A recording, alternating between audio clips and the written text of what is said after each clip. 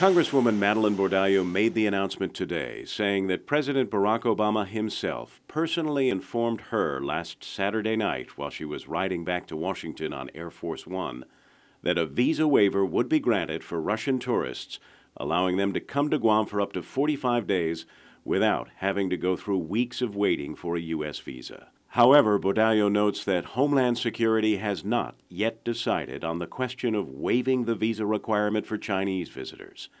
President Obama informed me that while they can move on Russia now, China remains an open issue, states Bordallo in her release, adding that I had hoped that the DHS decision would include China. But, she said, while I am disappointed that this announcement did not include parole authority for Chinese visitors, Homeland Security did commit to working with Bordallo and other Guam stakeholders on the issue. Arthur Clark, the governor's chief policy advisor and administration point man on the China-Russia visa waiver issue, told us yesterday, ahead of today's expected announcement, that approval of a Russia visa waiver would be good, as long as the door is not closed on the possibility of China in the future. If that's what they're saying is yes to Russia and we're still working on China, then I think that's a good answer.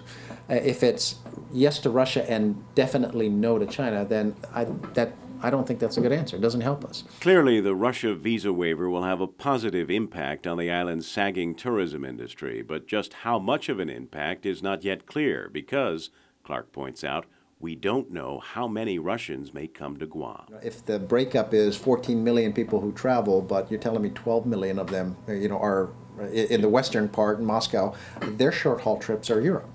And so we're looking at a much smaller market now. Then we're looking about, again, 1, 2, 3, 4 million Russian tourists who are within that distance from Guam. And that doesn't present us the kind of economic numbers that we would expect from China.